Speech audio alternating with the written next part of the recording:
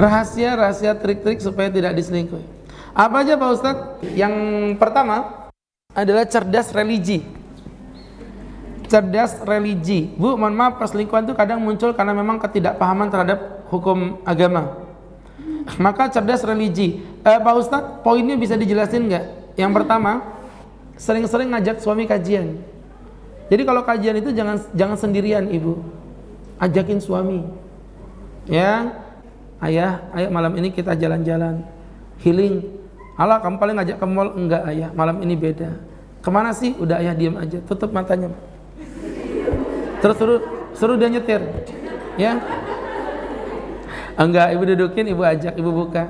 Ayah, selamat datang di surga Allah Subhanahu wa taala. Mungkin cinta sama kamu, sama ayah. Cia, terus ketemu Ustadz, bu, bangun bu, bangun.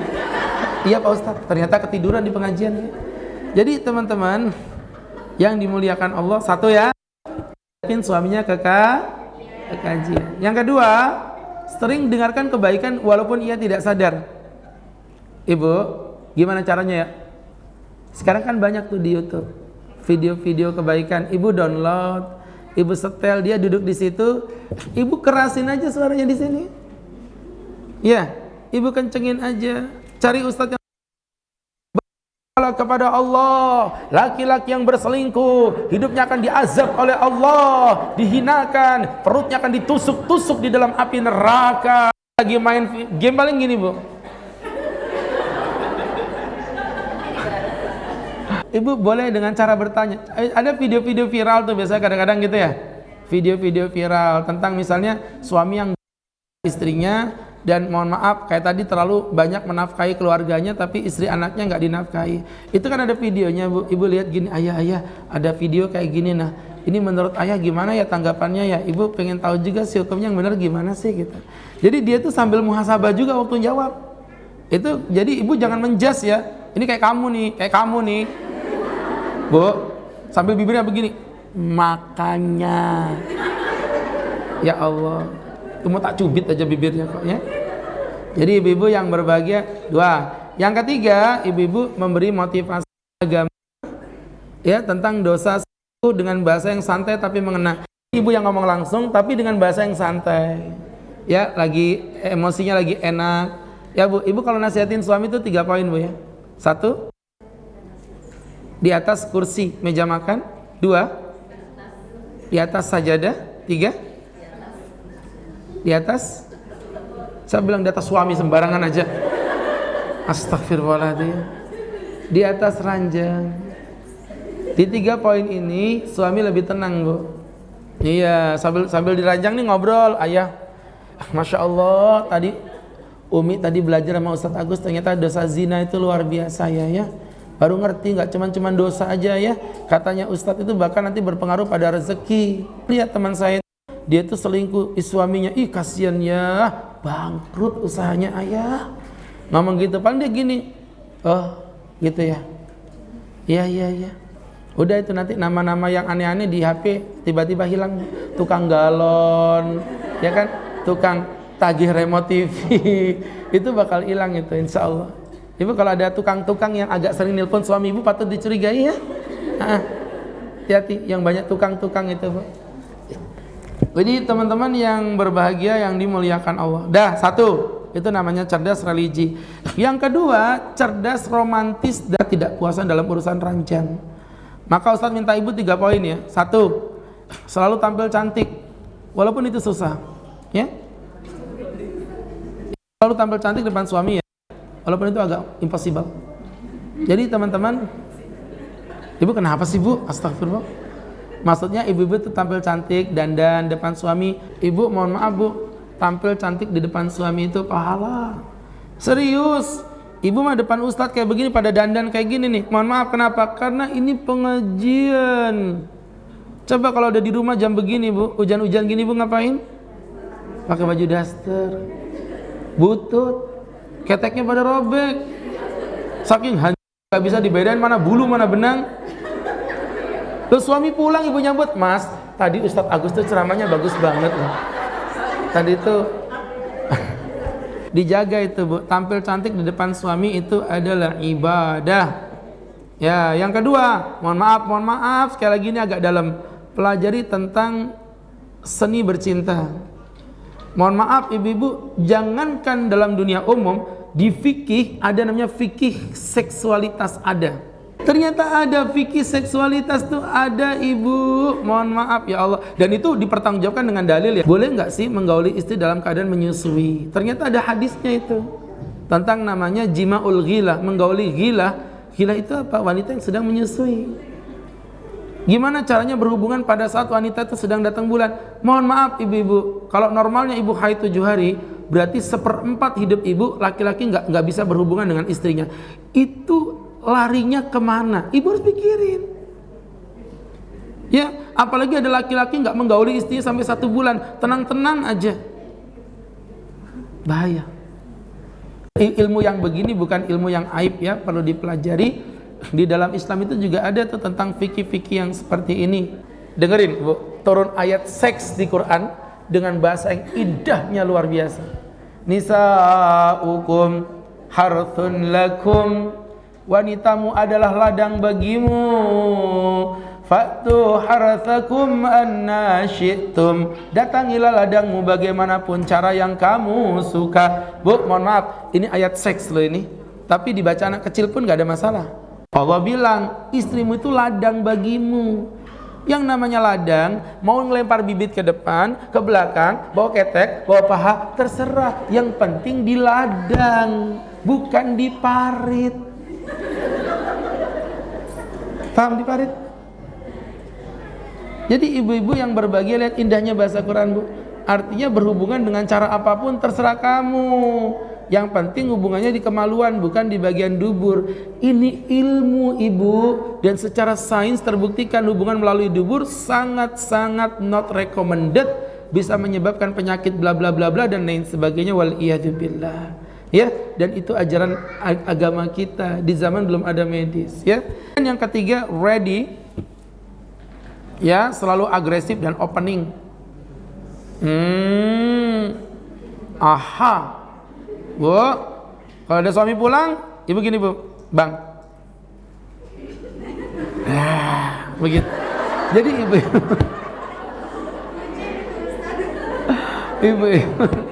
aduh, saya yakin habis pulang pengajian, nanti suami-suami istiqomah WA ke saya, makasih Pak Ustadz, makasih Pak Ustadz.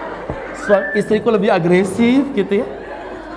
Jadi ternyata di situ ibu. Lo mohon maaf, tadi Ustadz udah bilang kenapa pelakor itu nampak lebih cantik daripada istri aslinya. Ya, karena pelakor itu dia agresif. Ya, laki-laki kan makhluk paling fleksibel. Tidak ada tali, kabel pun jadi. Makanya ibu-ibu mohon maaf, supaya dia nggak selingkuh keluar, ibu kuras di rumah. Lebih baik tumpah di rumah daripada tercecer di janda sebelah rumah. Paham nggak sih maksudnya Bu? Ya, jadi selalu opening, agresif terhadap suami itu jauh lebih baik insya Allah. Dan tidak boleh ya menolak hubungan suami istri, hukumnya adalah haram. Satu ulangi lagi, hukumnya haram. Yang ketiga, cerdas feminim. Fitrahnya laki-laki lebih suka pada perempuan yang feminim. Secara fisik, ibu-ibu badannya dibersihin, namanya perempuan tuh yang halus. Tangannya itu yang bersih, yang lunak. Ya seperti itu, ibu-ibu yang dirahmati Allah, kalau punya duit ya lulur, gak punya duit beli minyak tawon, diurut-urut sendiri begini ya. Jadi ibu-ibu katanya harus yang manja. Ayah nah ais. Laki-laki suka dengan suara begitu. Dan disitulah menangnya pelakor itu Bu, manja banget suaranya pelakor. Sedangkan istrinya, makanya kadang-kadang mohon maaf ibu ini sama Ustadz tuh lembut-lembut loh ya. Ustadz apa kabar? Saya lewat papasan, Ustadz mau kajian? Iya. Coba sekarang dibawa ke rumah sama suaminya gitu. Dapat berapa? Ya, sedikit deh. Aduh. Udah rezekimu pas-pasan, sama kayak mukamu pas-pasan juga. Ibu hati-hati Bu ya, verbalnya kata-kata yang manja. Yang ketiga, tadi saya bilang non-verbalnya, seperti bau, harus dijaga. Perempuan itu harus menjaga bau Bu, Karena secantik apapun wanita kalau udah bau, beda perempuan ke laki-laki. Laki-laki tuh makin bau makin nyeni loh, ya.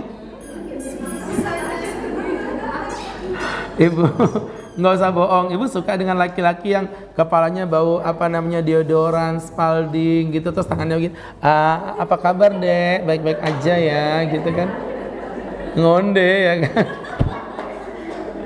Kemudian kita masuk yang keempat, cerdas komunikasi. Yang pertama, ibu pahami karakteristik laki-laki dulu. Jadi ibu ngerti karakteristik laki-laki, banyak-banyak nonton videonya Dr. Aisyah, Bu. Di situ beliau menjelaskan karakter laki-laki secara basic berdasarkan ilmiah, karena beliau seorang dokter ya. Nah itu ibu pelajari gimana sih laki-laki. Laki-laki itu sudut pandang matanya lebih fokus ke depan daripada ke kanan dan ke kiri. Oh begitu. Jadi nanti kalau ibu misalnya apa yang dibutuhkan laki-laki kalau pagi hari, seperti telur, mentega, kalau mau buat sarapan tuh jangan suka naruh telur di sebelah kanan semua. Ada di kanan, ada di depan. Karena biasa laki-laki itu suka ngadep ke depan gini, mana sih telurnya nih? Mana sih telurnya? Padahal di samping sebelah kanannya nih. Ya itu sering mereka lakukan. Nah itu sudut pandang kayak begitu ibu pelajari. Oh begini. Oh ternyata memang laki-laki itu paling nggak suka kalau dihinakan oleh istri walaupun dia salah. Berarti ibu kalau nasihatin suami nggak boleh ngomong depan orang banyak. Ayah sholat, udah bau tanah nggak sholat. Itu bukan dakwah, itu namanya cari masalah. Ibu bisa nggak ngajak sholatnya begini, Bu? Bu, ibu, suami udah baring di atas ranjang, ibu datang pakai baju warna pink yang tipis gitu, kulitnya hitam, kontrasnya luar biasa. Ibu datang bawa teh hangat tuh, satenya bang, bukan ya, ayah ini ada teh hangat ya, ini tak sehangat cinta kamu. Ayah, aku lagi galau. Kata Ustadz Agus, kalau lagi galau obatnya suruh sholat berjamaah sama suami. Mohon maaf ayah, punten suamiku, aku mau jadi sholat berjamaah sama kamu. Sholat di masjid aja. Enggak ayah, di masjid itu imamnya biasa aja. Beda sama kamu, kalau kamu adalah imam dalam hidup dan matiku. Padahal ibu tuh lagi ngajak dia sholat sebenarnya. Iya kan? Apa bedanya gini? Besok sholat subuh ya sama aku ya. Dengan bahasa tadi kan jadi berbeda. Nah ibu belajar Bu ya tentang komunikasi laki-laki. Kemudian yang kedua, pahami tentang hobinya. Mohon maaf, saya itu salah satu yang saya kagum dengan istri saya. Dia tuh real nggak suka bola. Tapi kalau saya lagi nonton bola, dia tuh kadang-kadang ikut jingkrak-jingkrak kesenengan. Saya tanya, Umi paham itu apa tadi? Enggak, kata dia. Ya seneng aja gitu ngeliat Abi jingkrak-jingkrak. Jadi kalau ada yang ngegulin tentang offset, dia kan nggak paham itu offset itu apa, kartu merah, kartu kuning itu gimana, atau dia nggak ngerti. Tapi dia seneng karena dia tahu suaminya suka main bola. Ustadz itu senengannya hobi ikan. Dia nggak suka ikan dia. Tapi dia tetap kadang-kadang bantuin tuh. Ayo Bi, malam ini kita tukar ganti air, kan air laut itu diganti Bu, periodik Bu ya. Nggak boleh stay gitu kan. Malam ini kita ganti air yuk, air lautnya. Oke. Saya tanya, Masya Allah Mi, kamu luar biasa ya. Bantuin Abi, seneng ngerawat ikan. Ada ikan arwana gitu. Kata dia nggak apa-apa Abi arwana daripada Abi ngerawat janda. Jadi teman-teman yang dirahmati Allah Subhanahu wa ta'ala, ternyata itu tujuannya di situ. Kemudian yang ketiga, beri kepercayaan dengan kewaspadaan. Bu, jangan jadi perempuan yang terlalu masuk dalam ranah privasinya suami. Serius, ibu apa manfaatnya nanya-nanya tentang kabar mantannya suami? Saya mau tanya. Sekarang mantan kamu tuh di mana, Mas? Ibu ya, mohon maaf ya. Ibu nggak dijawab bakal marah, dijawab pun ibu bakal sakit-sakit hati sendiri.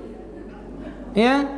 Jadi teman-teman yang dirahmati Allah Subhanahu wa taala, bongkarin HP-nya suami. Nggak boleh, Bu. Serius. Walaupun kalau sebagai suami kenapa enggak? Mau dibongkar, HP saya itu mah bongkar-bongkar aja Mi. Kalau Ustadz mah gitu, mau buka, jangankan kamu bongkar HP, cloning, saya nggak bodoh kok, saya tahu WhatsApp itu bisa di cloning, buka aja nggak masalah. Orang Abi punya HP lain kok. Jadi teman-teman yang dirahmati Allah, baik seperti itu ya. Kemudian berikutnya yang terakhir adalah cerdas doa, Bu. Ya, cerdas doa ini penting. Kenapa begitu Pak Ustadz? Apa yang bisa menjamin ibu suaminya akan baik-baik aja? Kalau mohon maaf, naudzubillah, ibu-ibu ternyata Yang menjaga suami kita siapa kalau bukan Allah? Udah ibu doa minta sama Allah, ya Allah. Waktu suami tidur ibu liatin mukanya tuh bu, tatap mukanya dalam-dalam, ya Allah bang, ya Allah, lindungi suamiku ini dari godaan setan-setan yang terkutuk, lindungi dia dari godaan pelakor-pelakor yang terkitik. Ya doain, ya Allah ya Karim, tolong butakan mata suamiku dari kecantikan wanita manapun selain kepada diriku. Jadi kalau lagi jalan ketemu cewek cantik gak kelihatan bu, auto buta gitu bu ya. Jadi teman-teman yang berbahagia, yang dimuliakan Allah subhanahu wa ta'ala, ya doain, jangan banyak seudon, doain sama suami, insya Allah Allah jaga baik-baik semua. Kalau Allah udah gerakin hati manusia, ya teman-teman, insya Allah Allah akan menjaganya dengan sebaik-baiknya.